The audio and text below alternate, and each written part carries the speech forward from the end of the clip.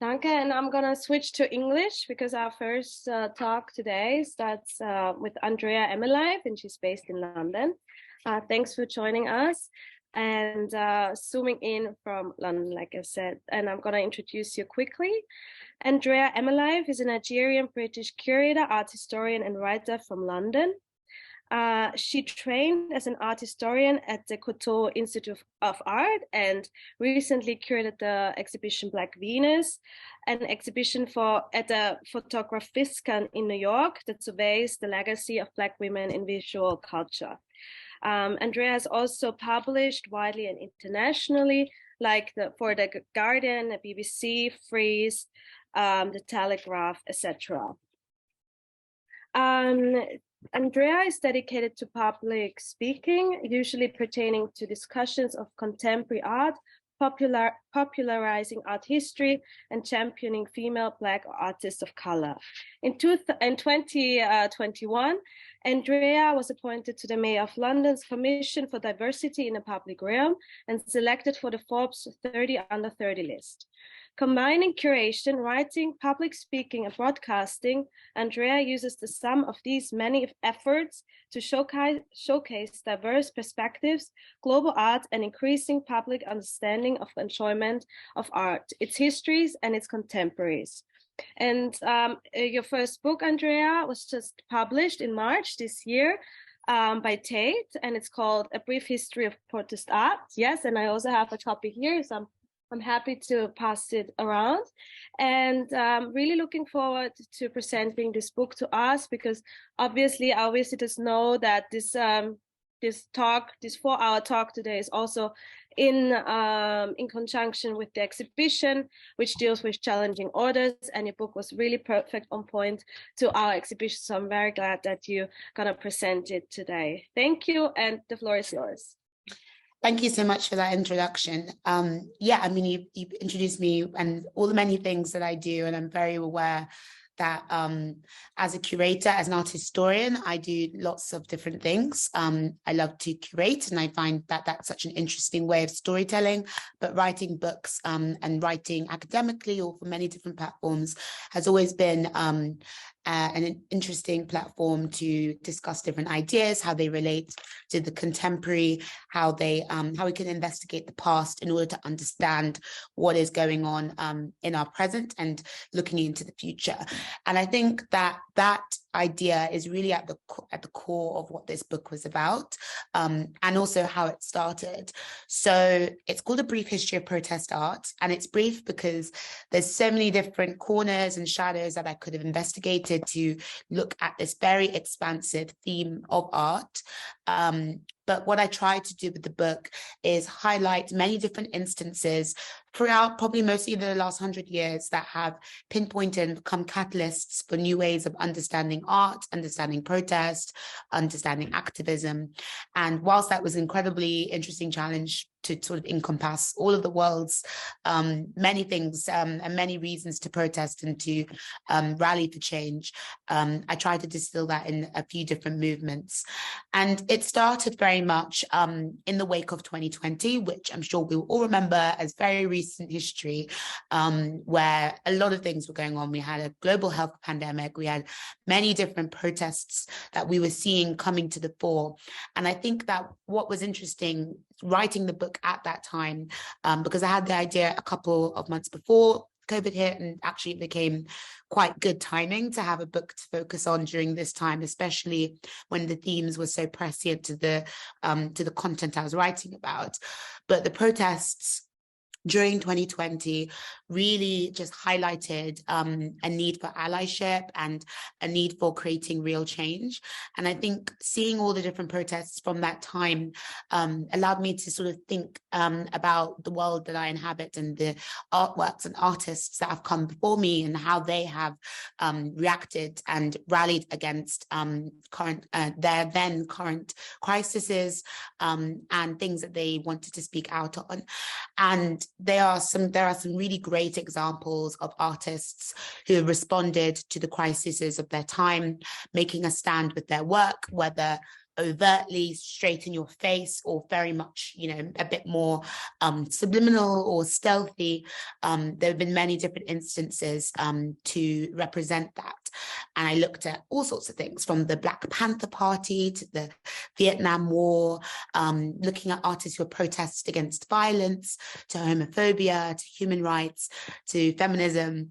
As you know, as you can tell by just listing all those things, there's so many different things that and different approaches to this book. And I wanted to also make sure that it was very international. So looking at Western art, looking also at, I guess, different time frames and different boiling points throughout history. And so if you actually looked at throughout the book, you might, I've not done this yet, but you could do like almost a graph and see which years or decades maybe had the most or some of the most prolific outpost of art that's rallying for change. And I'm sure that ironically 2020 and the last 2 years will have a huge sort of rise if we were trying to do like a sort of graph like that.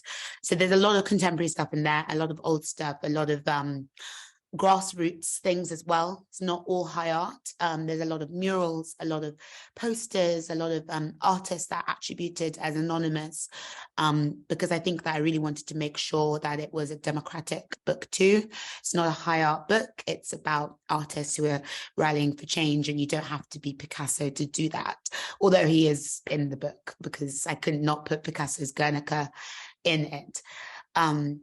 And so, yeah, so a lot of it circumvents a lot of different ideas. And I guess one of the sort of highlight things to think about, and it's on the back of the book, is George Floyd. And I think that that was an important discussion to include in the book, and to also make one of the hero images of the book, because that was one of the big protests and big sort of renegotiations of society that was going on whilst I was writing the book. And I think that also, and I'm speaking to a lot of my contemporaries, those protests really highlighted many different things about what protest means and why it's important. I don't know how aware people are of the protest laws in the UK, but they have been under siege or renegotiation in recent times when people are trying to control the way that we protest. And I think that, and that was largely also a reaction to Black Lives Matter protests that were going on in the UK. And so the ideas of and the artworks that came out of BLM and that came from George Floyd become more of a symbol for the right to protest and why it's important, because I think a lot of the reason that we know about this story is because of protest artists, because of people rallying the streets. And so there's a big sort of focus towards the end on that. And I think it's also exciting and interesting to use that as a framework, because it then became extrapolated as probably one of the more extreme versions of protests, and people trying to think that BLM is a terrorist party, or like trying to understand why it became so extreme and why there was such a proliferation of artists really rallying for this cause. And so I'm going to share my screen, and then we can see a few of the images that I included. Let me see. Can you guys see that? Is that viewable? Yes. Okay, let me go to slideshow. So this is a good one to start with, going off of what I was just saying. So despite a global pandemic, people walked to the streets and they protested, but what they also did is that they used art as a way to champion their different ideals. And so this is the Black Lives Matter Plaza, and this is bright yellow text that was emblazoned on 16th Street in Washington. And actually that street has been officially renamed Black Lives Matter Plaza. And so this was an interesting sort of recent times examples of protest art, something that, again, is both abstract and not, because it's such large text that can only really be read or understood from an aerial view, but then becomes immersive as one walks through it and understands it. So you're almost walking through protests on a every day. And to my recollection, it's also quite close to some very important political buildings. And so it becomes a very interesting grassroots moment, and also riffs off of a lot of different language throughout history of people taking contemporary or taking domestic and everyday sort of life as a canvas to ensure that the word is received by the masses. Because at the end of the day, art can be protest, but art then is often seen in a museum. And so how do you see protest art outside of the museum, and how does that affect the everyday person that way? So this was a really interesting example that I thought was a great starting point for this discussion, because a lot of what I think the book is about, or can be seen as, because there is precedent for political art books, but I wanted it not to have just things that are on canvas, things that are in a frame. And this very much was a highlight image throughout my understanding and my research moments as I did the book. And so seeing the protest on the streets, you could also see it in the skies. So this is an artist called Jamie Holmes, and his practice is actually very painterly. Usually he paints figures of Black Americans doing, their everyday lives. But for this, he was moved by the death of George Floyd, and he wrote, he got the words, some of his last words, like, "They're going to kill me." There's also in other instances when the text will say, like, "Everything hurts." There's a number of different sentences that are in the public domain as recorded as his last words, and he flew them in the skies. And I found this to be incredibly moving because it's one of them, again, another democratic space. It's almost universal. You can imagine that we all look up to the sky at some point, and we all look at the same sky from different places. So then it becomes quite utopic. There's there's looking up, there's hope, there's also the idea of these sort of floating texts are usually used for like advertising or for proposals, which is quite kitschy and tacky, but to then usurp that language for something very political. I imagined when you would have been looking up as a pedestrian when Jamie Holmes was doing this, it'd be quite unexpected thing to see. And so it's about, and I think this is very much what the core of protest art then becomes. It's about being caught in the mundane of experiences and having your values changed. And I think that's what some of the best protest art does. When you least expect it, you are refashioning the way that you see the world and the way that you value art's ways to speak to you as well. So this was a really interesting example that Jamie Holmes did. And protest then becomes like the language of the unheard. And I think that this is a universal sort of understanding that what protest art should do is actually, no, there's a good phrase. Picasso said this. He said that art is a lie that makes us realize the truth. And I think that art and protest art works well with that quote as well, because it's allowing the viewer to understand the different many truths of the world, and also refashioning our ideas about what we hold as true and as what is valuable, what is worth contesting, of which there are many things. So I also looked to public sculpture.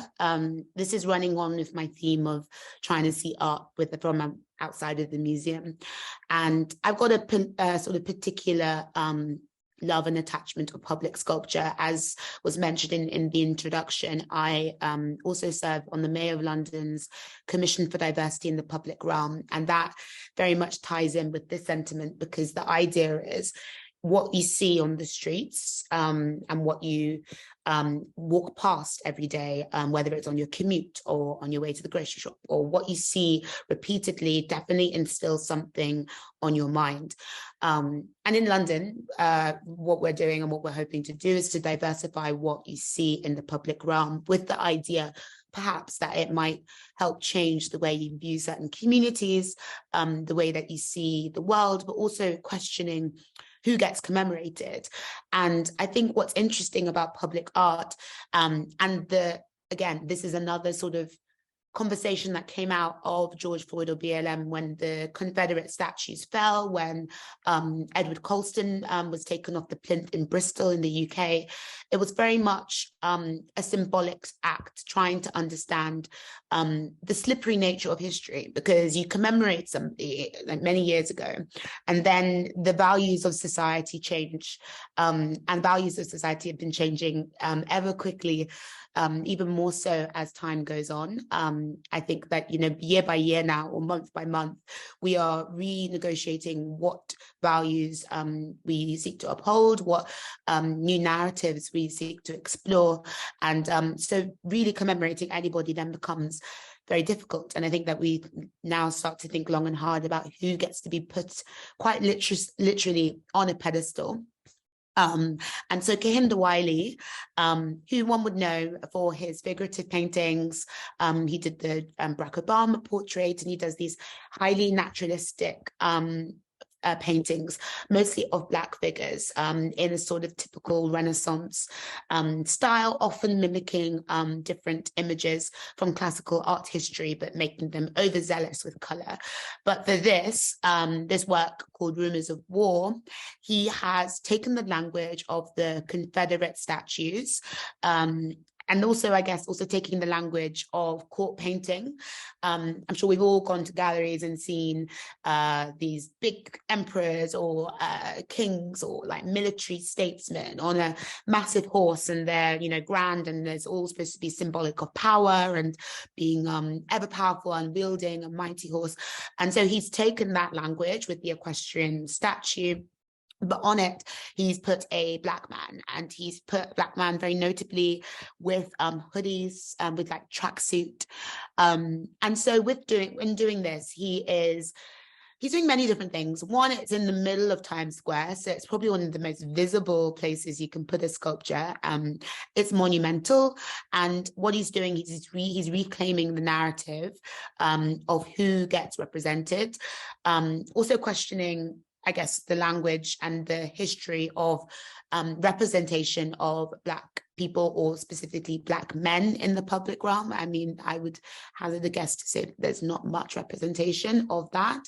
But what is also interesting is that he is reminding us about how we see Black men in the public consciousness. And I think this is especially particular, but I mean, it's a universal thing, but very much American topic, where Black men have been stereotyped by the way that they dress, thinking about the language of Black men in America, which has been investigated by many artists throughout history.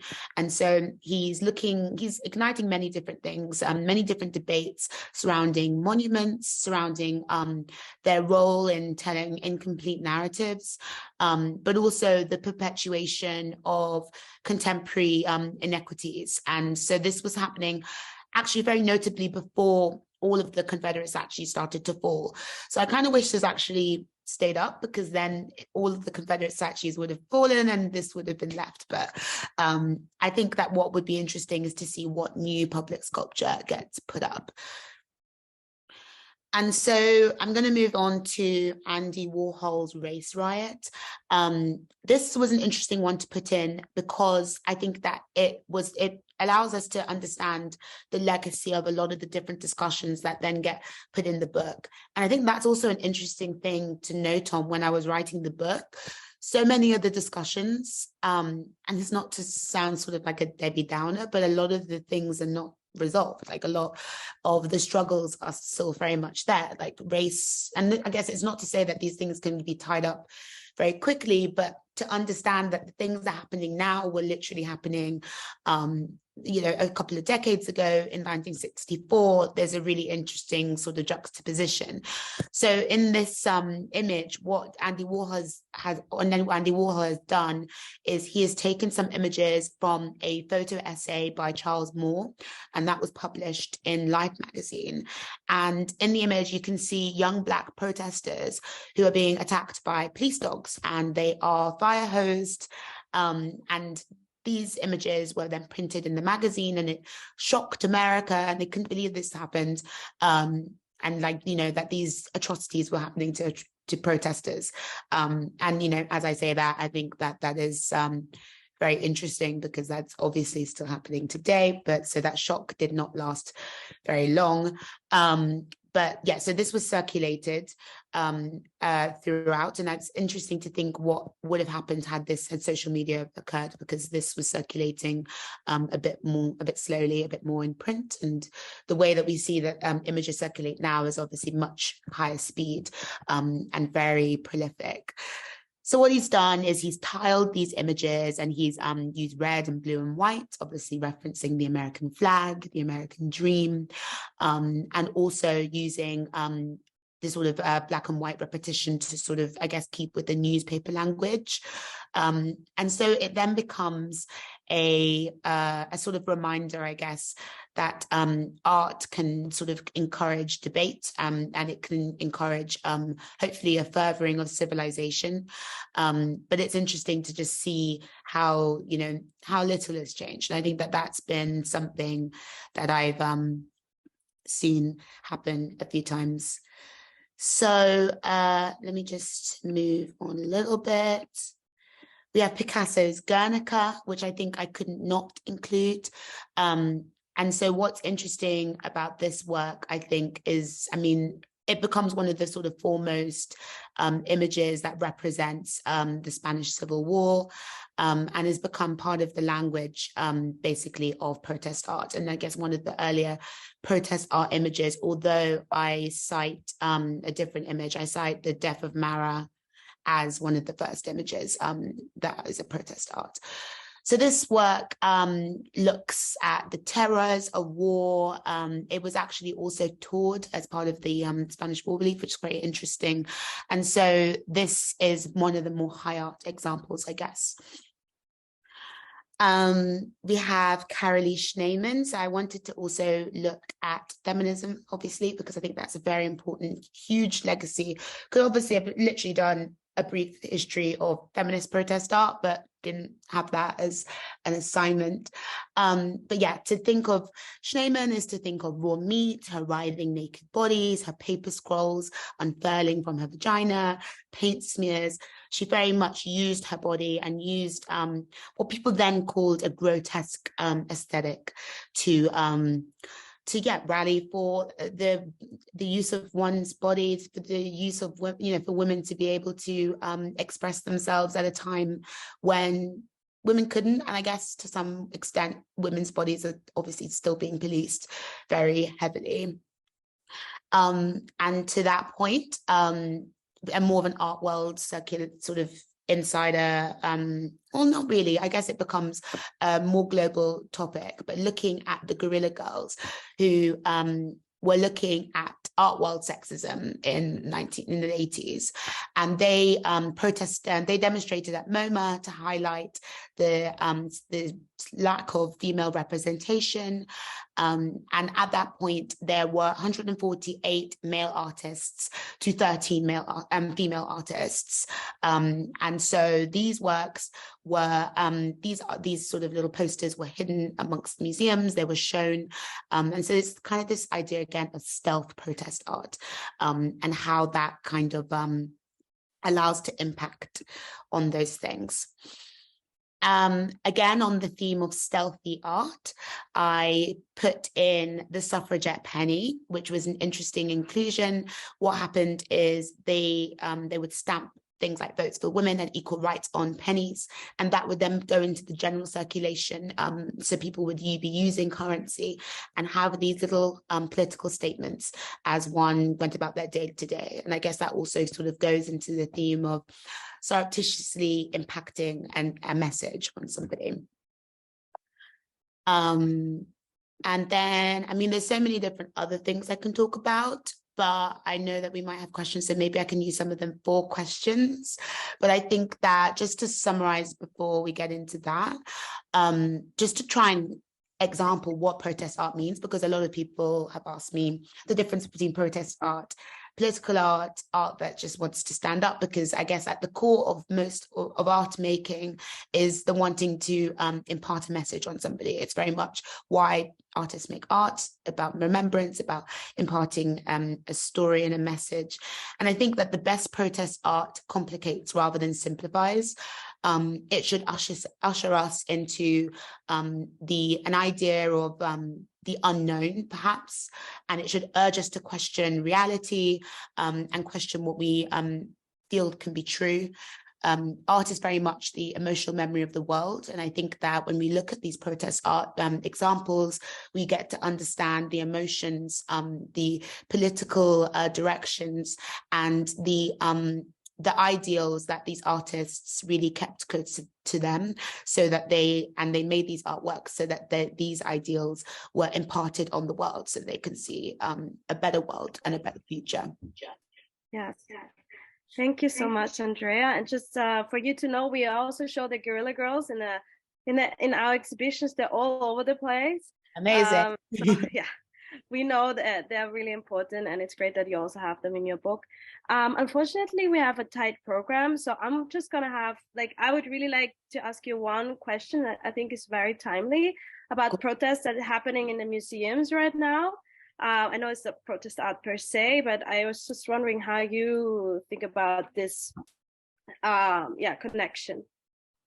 It's interesting because I've been reading a lot about the different instances, and a lot of the questioning that I see on social media are, why are people using museums as a space to sort of shout and to impart what their message on the world. And I think that the draw to museums is, again, for a lot of the reasons a lot of things I've been explaining, in that art is something that, at whatever sort of artwork it is, even in the most simple or unassuming of art, is trying to impart a message. And so aligning oneself with these artworks makes a lot of sense, even if the artwork isn't directly about one's cause. It doesn't have to be about climate change to protest, but museums and the works inside of them are catalysts for new ways of thinking. And one would hope that if you are in a museum, you're trying to have your views of the world shaken a little bit, as much as it's nice to just also go for a day out. And so to see people protesting for what they believe in a museum space, I think is interesting. And I know from a practical point of view, museums will obviously have problems with it, but from a utopic point of view, I think that it then turns museums into a forum, or like a sort of think tank and a place for challenging one's perception. And I think that that was probably more in line with what the artists were trying to do with their artworks.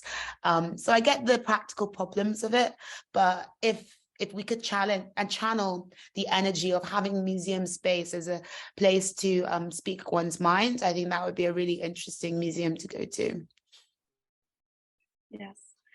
Well, that's great. Thank you, Aindrea, to have your point of view on that. And unfortunately, I already have to say goodbye. No worries. But I hope we will see you in Vienna sometime soon, and all the best.